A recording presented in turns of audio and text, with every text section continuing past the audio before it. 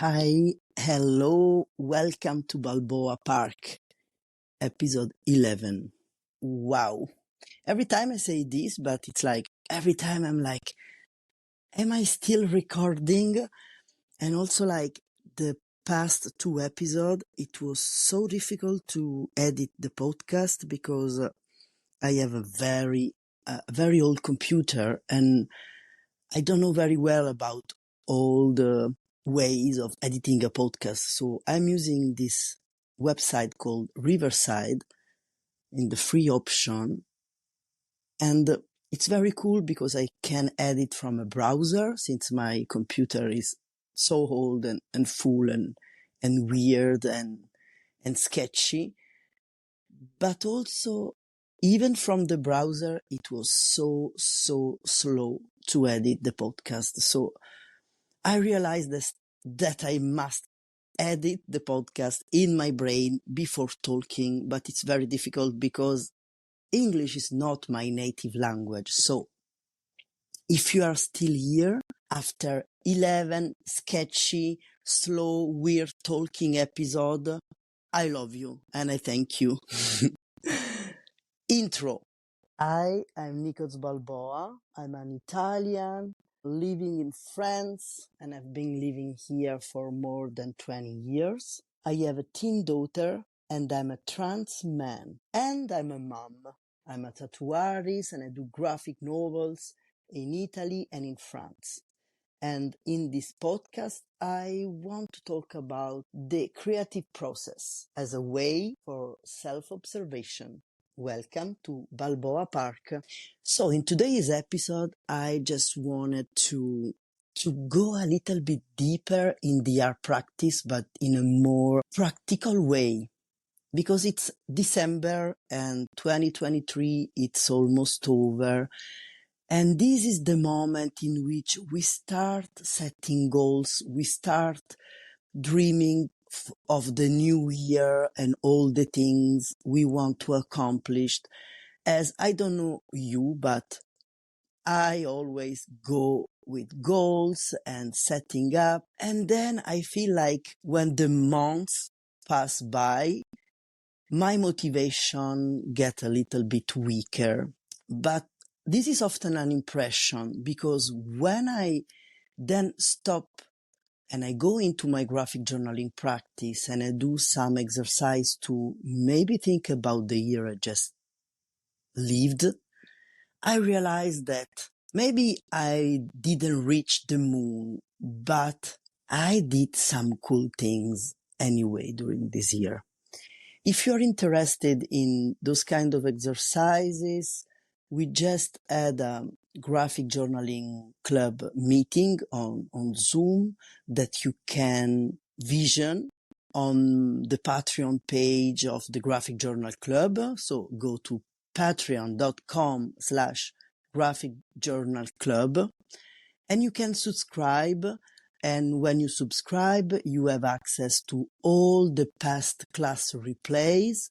Also, like you can now, all the replays are divided into collections. So you can like cherry picking what you need.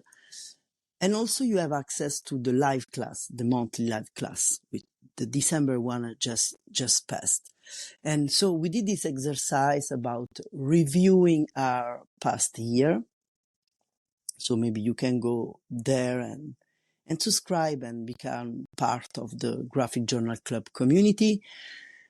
But today, if you are like, okay, I feel attraction, I feel a pull toward an art practice, but I don't know from where start, I'm here to give you some practical hint. Of course, I'm not like, I'm here to advise you, but then you can take what you like and leave what you don't. First thing first, the place. Where do I go for my art practice? So maybe you are already a professional artist, and you just want to dig deeper into a more personal practice as the graphic journaling, which is more something that is not destined for professional production to sell, but is more for introspection. Or maybe you don't work in the arts, but you feel this tingly sensation in your hand because you want to start. You will need to find a space. Maybe you have an art studio, but maybe you don't, and it's okay. What about setting a space in your home, a dedicated space in which you can leave everything as it is, in which you can just go and sit and make it yours? Maybe you can just put a little table in your bedroom, or maybe you have a desk, but maybe you don't have this spare space, and maybe you have kids or a flatmate, and it's not so easy to set up a desk. And it's okay, I got you. What I like to do, it's like working with boxes. I like boxes. Everything I own goes into boxes that are into bigger boxes that are into even bigger boxes, and then small boxes into the boxes. People who live with me at Strangeland or even at home always makes fun of me. But believe me, if you find a cool box in which you can put your pouch with favorite colors and pencil, your journal, maybe you can put, I don't know what you like to concentrate. Maybe in this box you can put a lighter with a candle. Maybe you can put some tea bags or a special pair of socks that you like to get comfy at home, or maybe you want to put in it headphones that then you can clip on your telephone, insert in your telephone and use it to concentrate while you practice. The fact of having a box, and it can be a box that you buy, it can be a colorful plastic foldable box, it can be, here in France you have those wine boxes that are like very strong wooden boxes, or maybe it's like a cardboard box that you paint, and you choose the shape, you choose the size, you put all what you need for your art practice into it. And when you have a spare time, you take the box off, you put it on the kitchen table or on your bed, on your couch, wherever you have space, wherever you have calm, in whichever room you can close the door. And then you set a timer and you decide how many time you need, and maybe you can experiment, and then start your practice. And when you finish, you put everything into the box, and then the box in the closet or in the cupboard or under the bed. I don't know. Second things is like, as I was saying, setting a timer, deciding what amount of time you want to give to your art practice. Is the very same of like when you go to the gym, you know that you have one spare hour, or if you go run, you know that you have maybe 20 minutes, half an hour, 1 hour, I don't know. Or maybe you decide to set your alarm at morning 10 minutes early, and in those 10 minutes you take your box while you sip your coffee or your tea and you go into the practice. It doesn't have to be like every day. It doesn't have to be like 1 hour every day. You have to find the balance between what feels good and what feels like too much of a performance. You need to, sometimes it's difficult to set the time maybe 10, 20, 30 minutes early, because you are tired and you work all day and you have a lot of things to do, and maybe you have insomnia or other things. But in my experience, trying to make space or something that make us feel good, it's always a win. Because this fucking society sucks. Like we need to work or we need to stay in the productivity in order to gain money, to pay the fucking bills. And these absorb a lot of our times.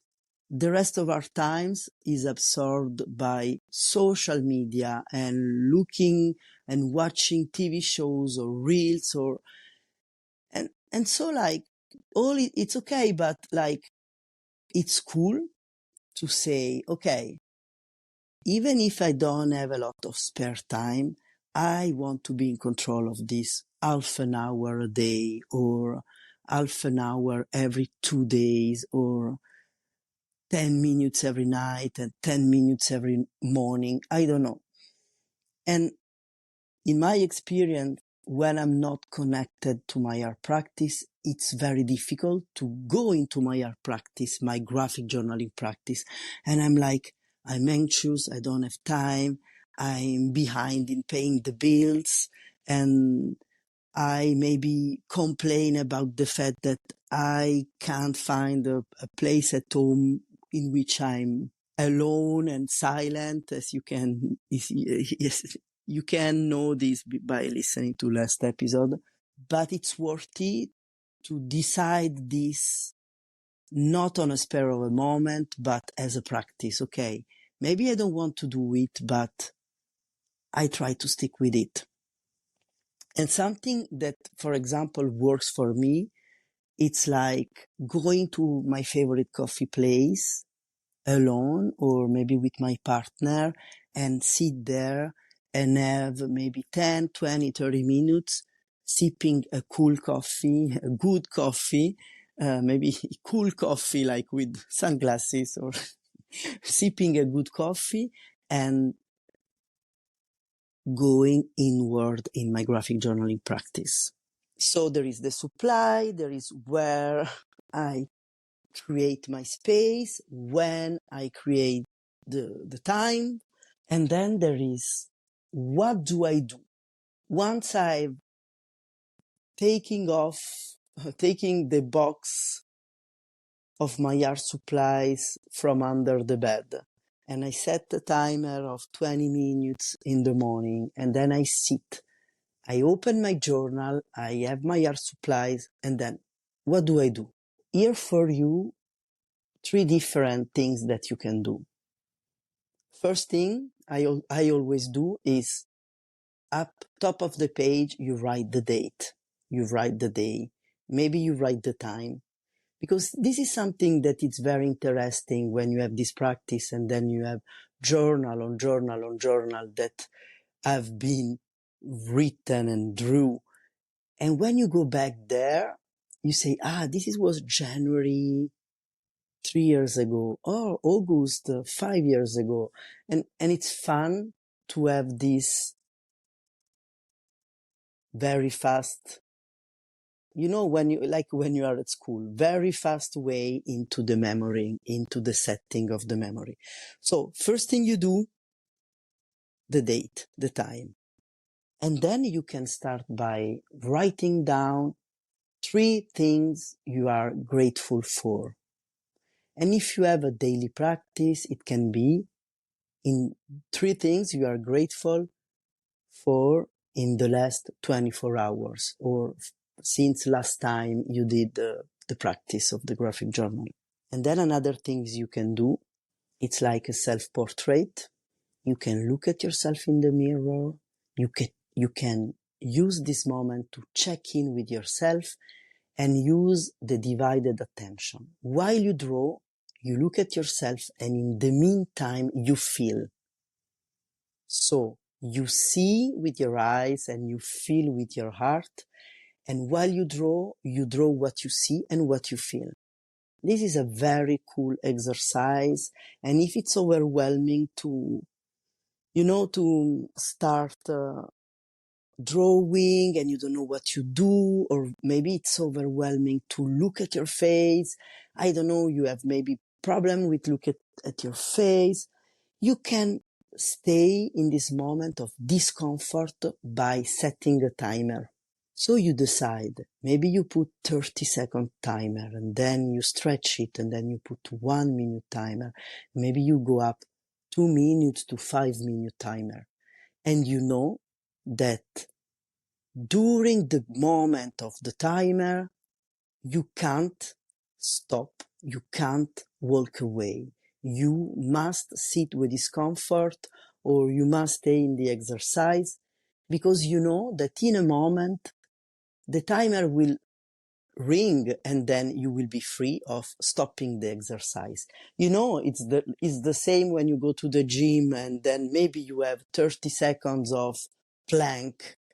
It's freaking hard to stay in plank, but you know that it's a very defined amount of time, so you can stick to it. It's not like you start, okay, let's go doing plank, and you don't know if it's like 30 seconds or 1 hour. So like this is very difficult, but if you set a timer, you know that you have to stick to it. And then maybe you can add minutes to the timer. Do this every day or every 2 days. Give yourself like 1 month to doing this and then check in with yourself. When you are on your graphic journal page of 1 month into the practice, maybe instead of answering the question of 3 things I'm grateful for, you can answer to the question, checking in with yourself and answering in which way my daily life has improved since I'm having this practice. And then come and tell me on my Substack, on my Instagram, and maybe you can consider become a graphic journal club member on Patreon. If you like this podcast, as usual, share it with a friend, leave 5 stars review on any platform, and maybe become also a Substack subscriber to have those episodes mailed directly in your inbox. Have a cool day. Bye bye.